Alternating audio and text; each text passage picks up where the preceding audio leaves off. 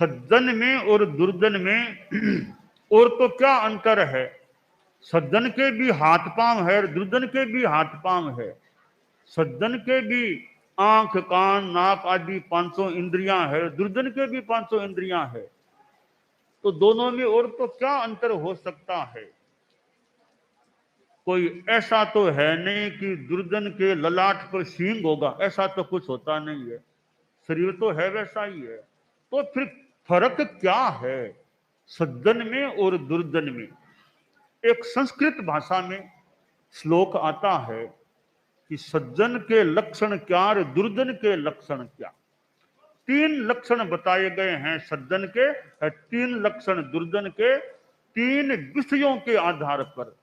3 विषय, 3 दुर्जन के लक्षण और 3 सज्जन के लक्षण। वह श्लोक इस प्रकार है। विद्या विवादाय धनम मदाय शक्ति परेशान परिपीडनाय खलस्य साधो विपरीतमेतज् ज्ञानाय दानाय च रक्षणाय। 3 चीजें हैं, विद्या, धन और शक्ति।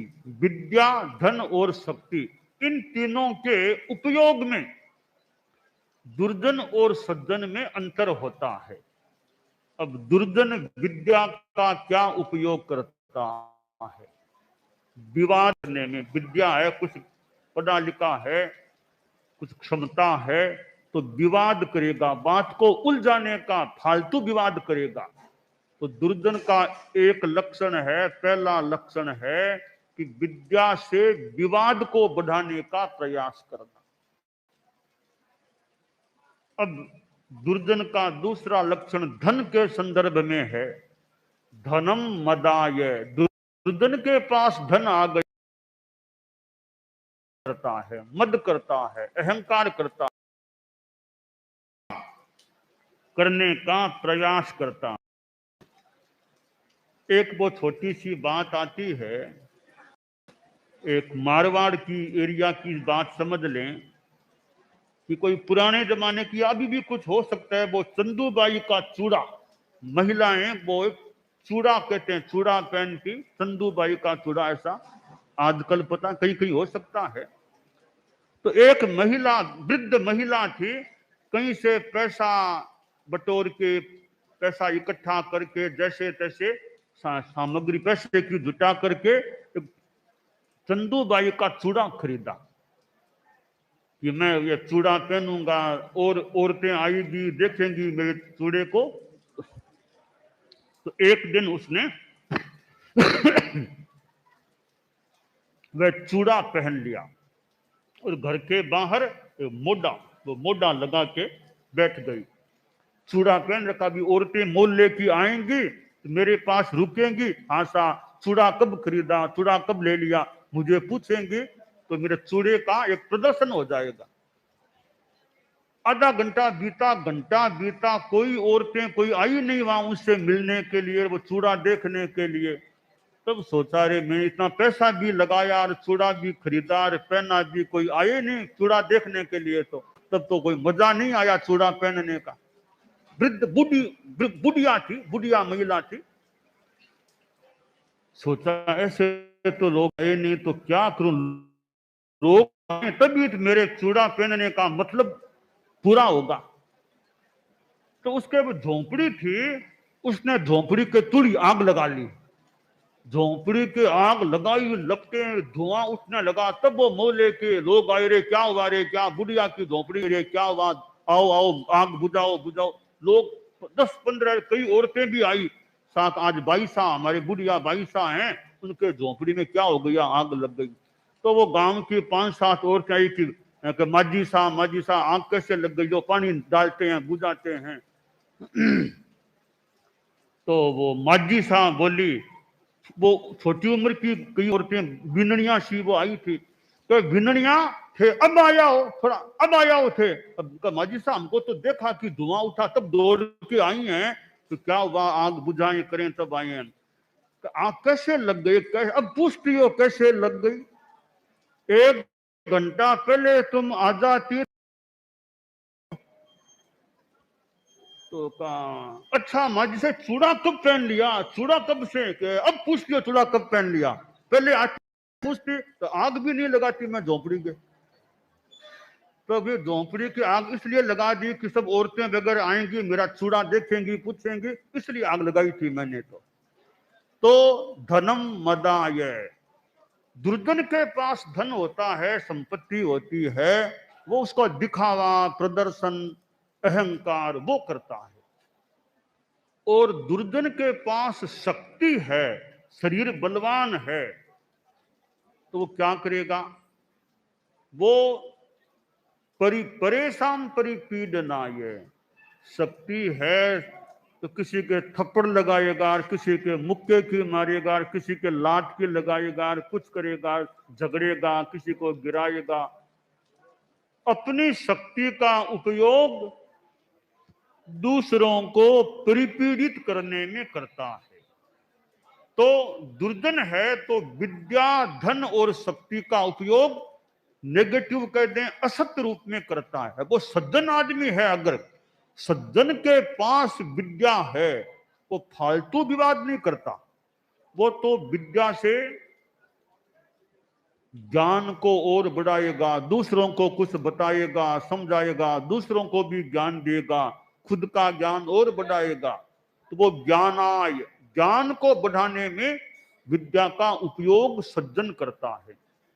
दानाय, सज्जन के पास कहते हैं पैसा है, कवि ने कहा वो घमंड नहीं करता, वो दान करता है, जितना हो सके दान करूं पैसे का, दीन दुखी गरीब हैं उनको दूं, मेरे पैसे का ये उपयोग हो जाए। तो वो अहंकार नहीं, वो पैसे का दान करने का प्रयास करता है।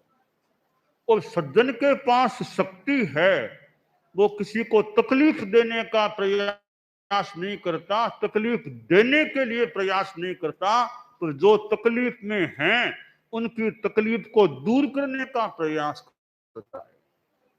कि मैं अपनी शक्ति का उपयोग करूं, कि मैं जवान हूं, कोई वृद्ध है तो उसको सारा दे के रास्ता पार करा दूं।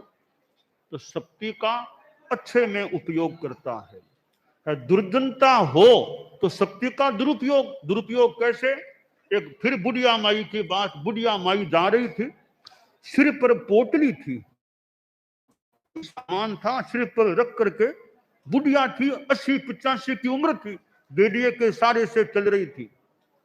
साथ में कोई एक 20-22 वर्ष का लड़का भी चल रहा था। तो बुढ़िया ने पूछा, बीरा कहाँ जा रहे हो?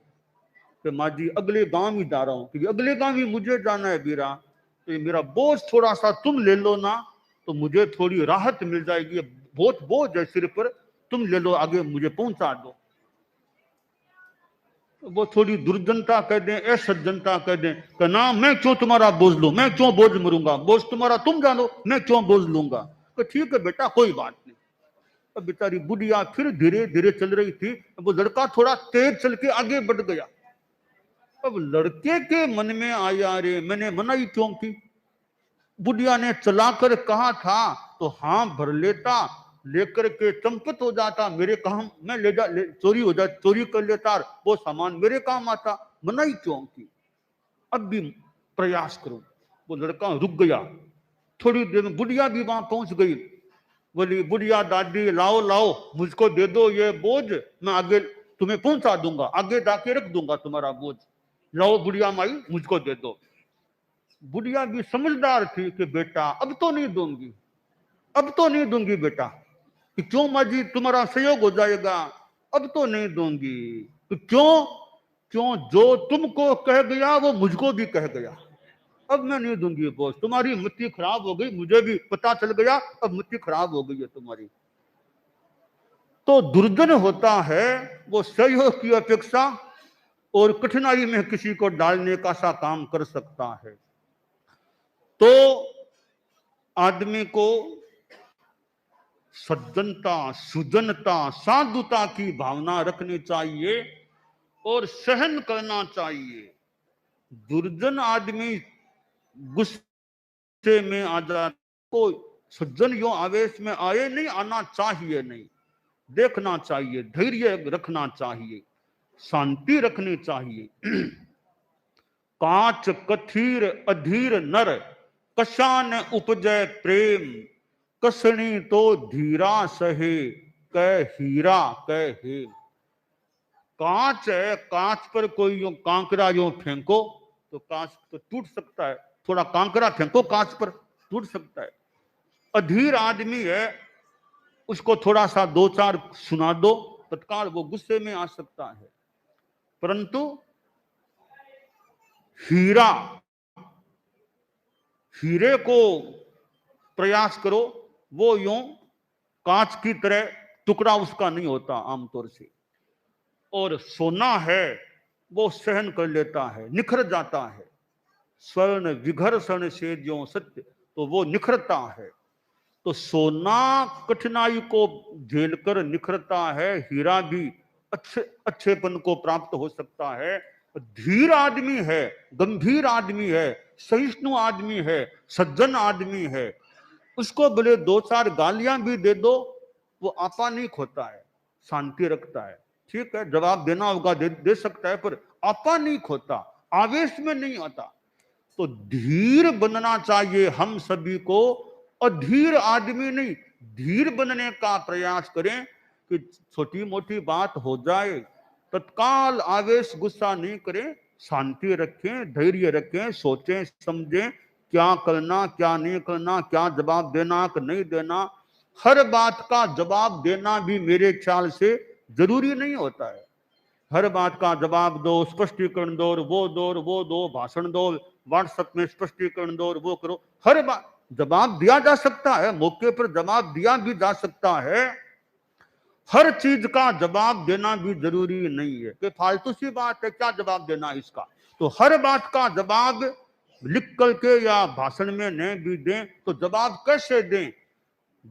कोई आलोचना करे, निंदा करे तो उसका जा सकता है, मौका हो तो भाषण में दिया जा सकता है। दूसरा सुंदर तरीका है आलोचना का जवाब देने का, अच्छे कार्यों से जवाब दो, कार्य अच्छे करो, अपने आप जवाब हो सकेगा।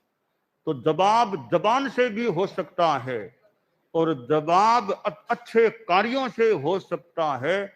आज जो निंदा करने वाले हैं, काम अच्छा करोगे, वे निंदक लोग भी कभी तुम्हारे प्रशंसक और समर्थक भी हो सकते हैं। काम अच्छा करोगे तो आदमी को कार्य अच्छा करना चाहिए, एक समा में नहीं जाना चाहिए, असहिष्णु नहीं बनना चाहिए और अपनी शक्ति का दुरुपयोग नहीं करना चाहिए। हमारी शक्ति किसी के कल्याण में लगे, हमारी शक्ति किसी को चित्त समाधि प्रदान करने में लगे, हमारी शक्ति और कोई भले कार्यों में, नेक कार्यों में, धार्मिक कार्यों में, अच्छे कार्यों में लगे। हमारी शक्ति अपव्यय के रूप में नहीं जानी चाहिए, शक्ति का दुरुपयोग नहीं होना चाहिए। तो क्षमा धर्म महान धर्म है, हम क्षमा धर्म की आराधना करें, सहन करें, समता रखें, शांति रखें, यह अच्छी बात हो सकती है।